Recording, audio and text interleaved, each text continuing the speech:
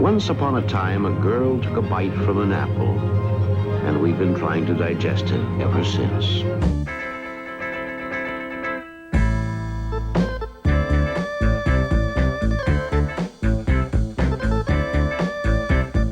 Sex. Sex. Sex. In America today, we are preoccupied with sex. But we didn't invent lustiness or premarital sex. They're a part of our American heritage. Haven't heard of this? Good. You'll want to watch our show.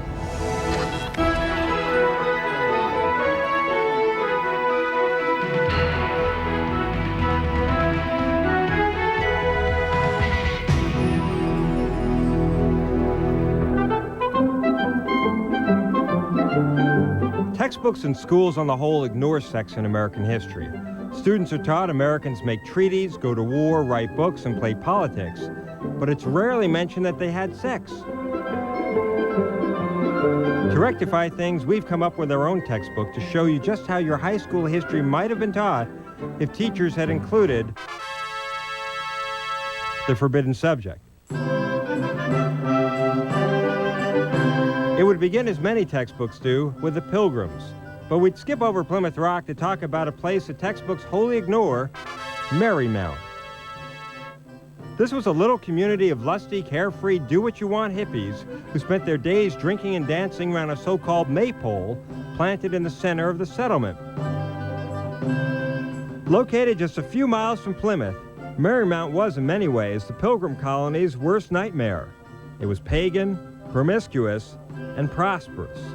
It's something that the Puritans found offensive in many levels.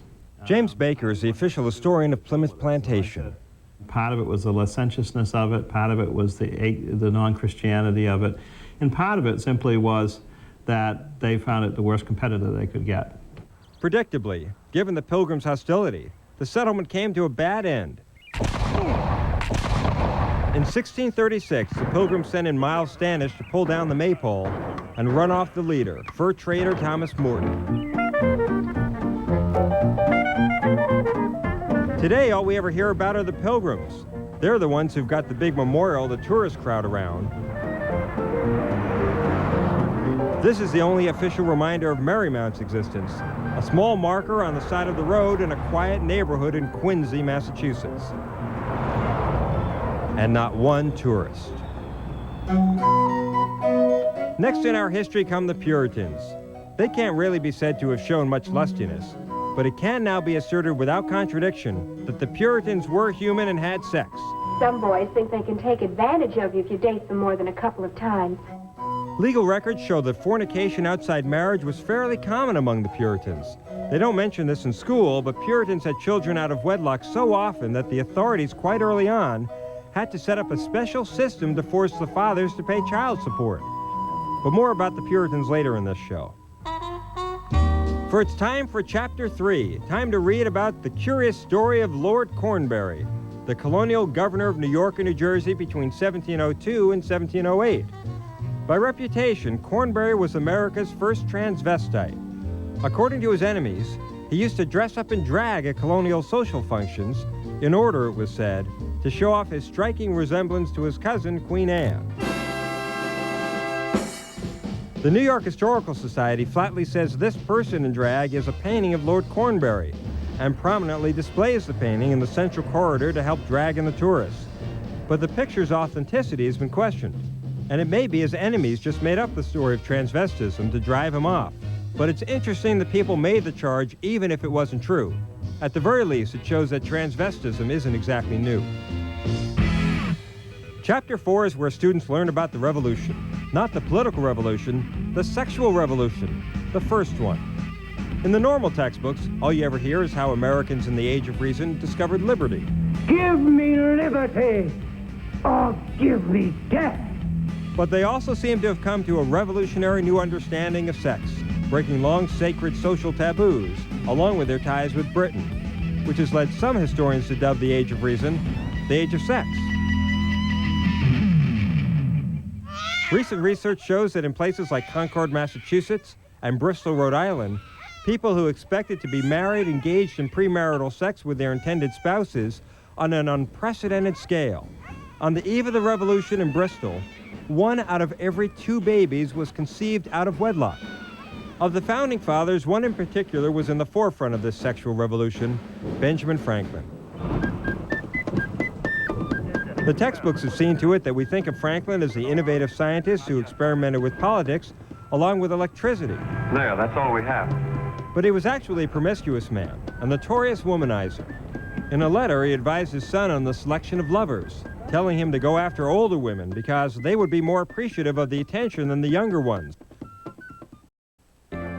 In Chapter 5, students would find out about the Victorians. As it happens, the Victorians were by and large as stuffy, prim, and proper as they've been made out to be. Women especially were held to ridiculously stern standards of do's and don'ts. Don't refer to the leg of a piano, call it a limb. Don't say you got into bed, say you composed yourself to sleep. But even Victorians didn't all march in moral lockstep. Prostitution flourished among the Victorians. Out on the frontier, the whorehouse became an established institution.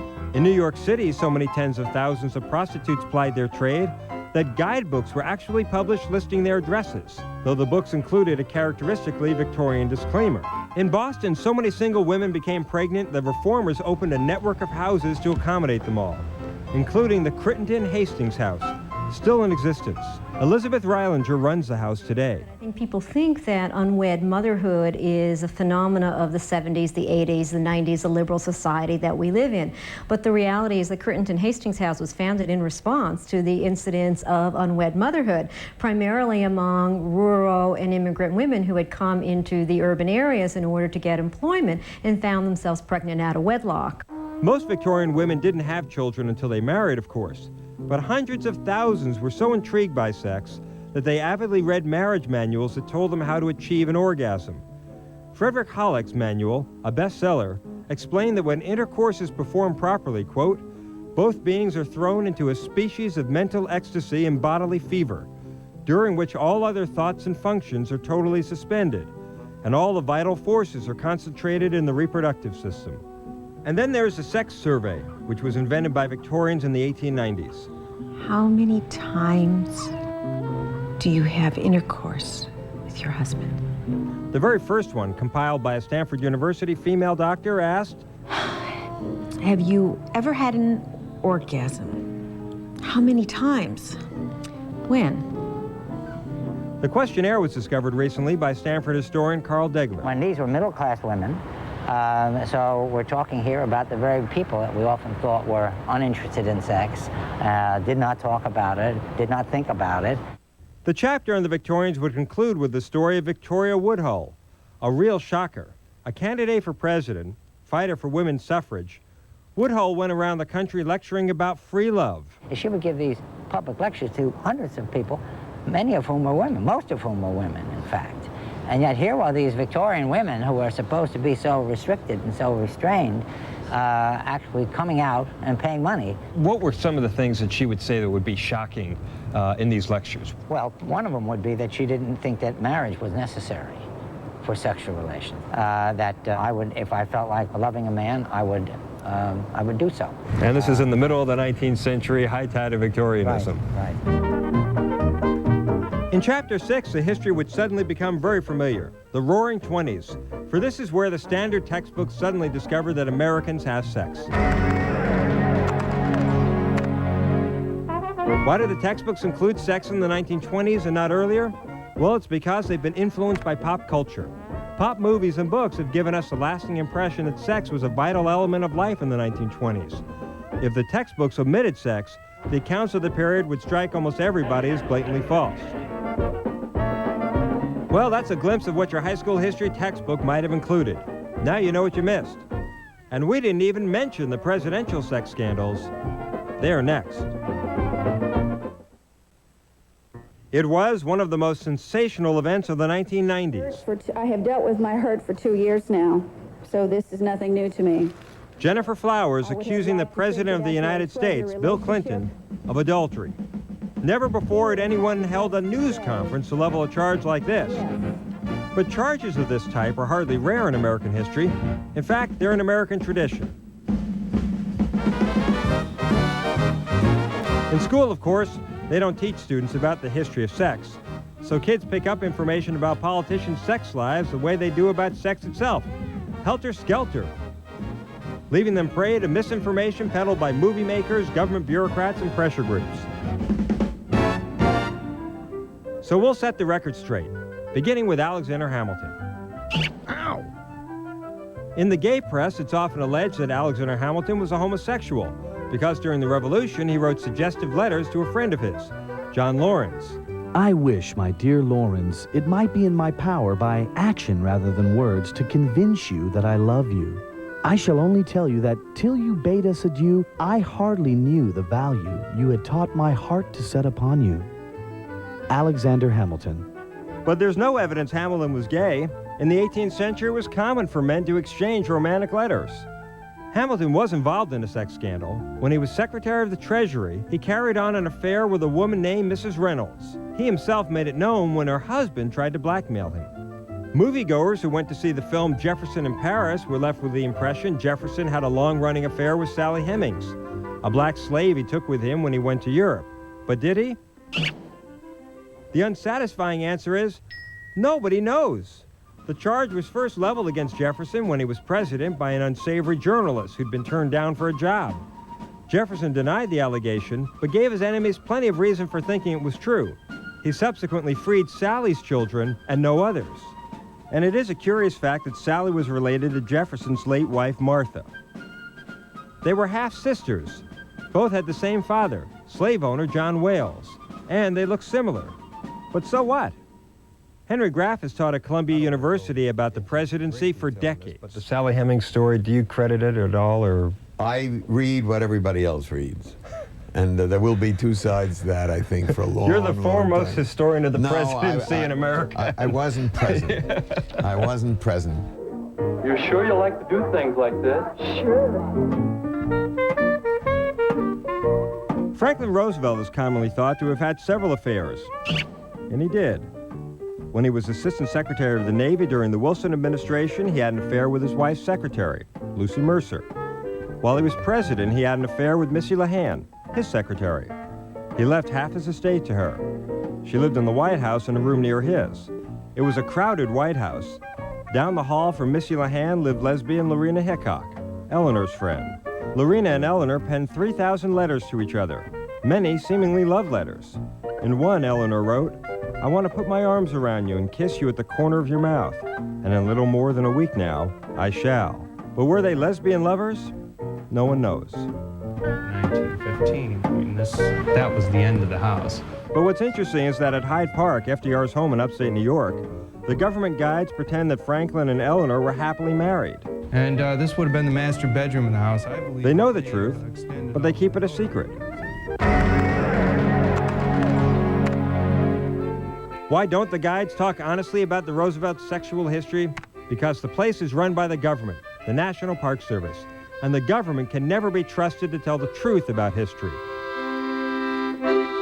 Too many pressure groups with lots of clout have to be accommodated.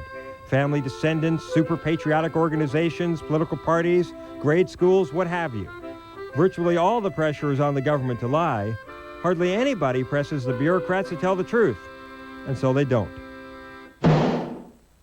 John F. Kennedy's young family image was enhanced by Jacqueline's pregnancy and Caroline's charm. John Kennedy is now well known for his numerous amorous adventures. Happy birthday, Mr. President. But at the Kennedy Museum in Boston, run by the government, the officials pretend he was the perfect husband. So now my wife and I prepare for a new administration and for a new baby. Actually, Kennedy had so many affairs going that national security was genuinely put in jeopardy sometimes. A fact brought to light by biographer Thomas Reeves. There are moments in the Kennedy story when he's running around, for example, with a couple of Secret Service men and flashlights in tunnels underneath hotels in New York City, trying to get to the next woman. We know at least in one case, they lost track of the man who's supposed to be in his presence with the secret nuclear codes. It's a scary scenario. But of course, at the Kennedy Museum, officials don't breathe a peep about any of this. Well, of course not. The Kennedy Library is an embarrassment to historians, and they are presenting Kennedy the hero. No other presidential library is as unashamed. Just talking about presidents and sex makes some people uncomfortable, and no wonder. As everybody knows, our culture was shaped decisively centuries ago by that contemptible band of prudes, the Puritans. Hester Prynne, it is now ordered that you shall wear the scarlet letter A. A wise sentence. He will be a living sermon against sin. Do you know what this means? Adultery.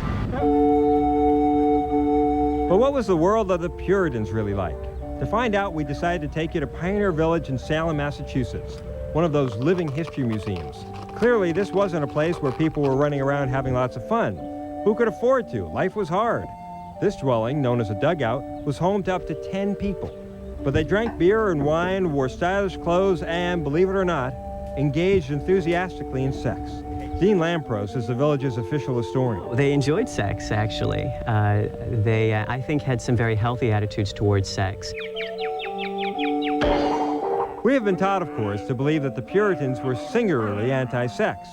But compared to most Europeans, they held rather advanced views on the subject. By the standards of their day, they were considered fairly radical because they were beginning to break with this idea that sex was for procreation only, and they didn't see it that way. There must be heart purity in regard of heaven.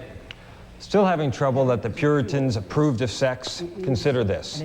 When the congregation of the First Church of Boston found out that one of its members, James Maddock, had refused to sleep with his wife for 2 years running, they not only condemned him, they threw him out of the congregation. Puritans believed that sex was not only a vital part of life, but also of marriage. I recently heard a story of a married couple who immediately upon marriage agreed to live apart from each other without ever approaching the nuptial bed. The use of the marriage bed is founded in man's nature, and any withdrawal from it on the part of the husband or of the wife denies all relief in wedlock and unto human necessity, and sends it for supply unto adultery, when God gives not the gift of faithfulness. So why do we stigmatize the Puritans the way that we do? Well, they did make some women wear the scarlet letter A. They did put a couple of adulterers to death, and they regularly did whip fornicators. So they were firmly on record against sex outside marriage.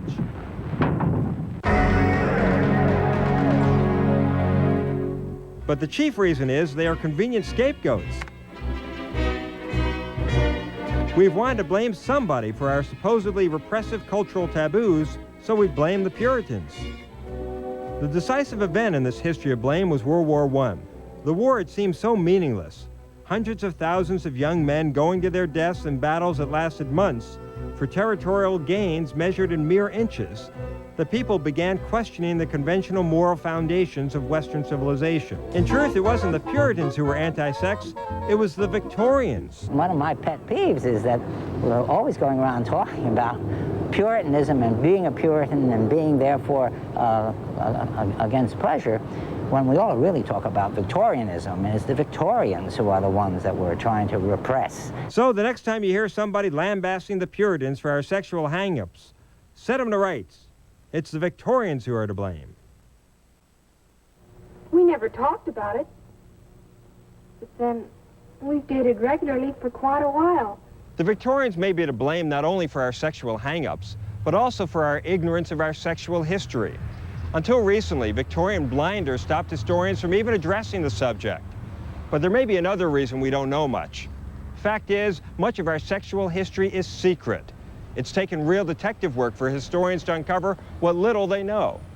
Take Horatio Alger, the author of a shelf full of 19th century novels featuring young boys who, through pluck and luck, raise themselves up by their bootstraps. To generations of Americans, Alger was the voice of rags to riches success. Then in the 1970s, scholars discovered that Alger, who'd started out in life as a pastor at a Unitarian church in Brewster, Massachusetts, had a deep, dark secret. Digging in old church records that wound up at the Harvard Divinity School, they found out that he had been exposed as a child molester and forced to give up his church position and flee town. But the truth was buried in those records. Most of us today are prepared to believe that people have secret lives. Daily experience teaches us that what's visible is often a mask, what is hidden is often real. So when we hear some sensational story, we're inclined to believe it. But you can't always. Oh, you're catching on very fast. This book, a biography written in the 1920s, long before Alger's pederasty was known, claimed that Alger was a swinging heterosexual bachelor who had an affair with a floozy in Paris and a menage a trois with 2 sisters in Cincinnati. It wasn't true. The biographer later confessed the book was a complete fabrication. Any word of truth in it got in unwittingly. But for 50 years, the book was considered the standard life of Horatio Alger, cited even by the eminent Harvard Guide to American History. The moral of this seems to be, we're often inclined to believe the worst of people. Now you see, Meg, I'm a writer. And I write about girls who are in love. Little Women is the perennial Victorian classic by novelist Louisa May Alcott. Nothing scurrilous about Alcott, but she too had a secret that scholars had to dig up. Well, Leona really made the original discovery about... Leona Rostenberg and her friend Madeline Stern were studying Alcott's writings in 1942 when Leona happened upon a heretofore unexamined letter. It was at Harvard's Houghton Library, where Alcott's correspondence is kept.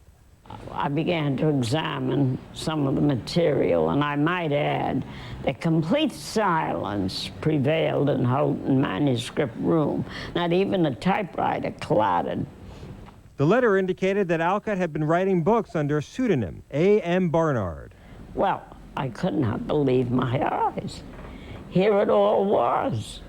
I let out a wild whoop that broke the silence. What Leona had discovered was that Alcott had a double life, writing standard Victorian novels under her own name and scandalous ones under the pseudonym. We know of Louisa May Alcott as the children's friend, the author of Little Women. Lovely, lovely stories for children. Little girls like you prefer a happy story.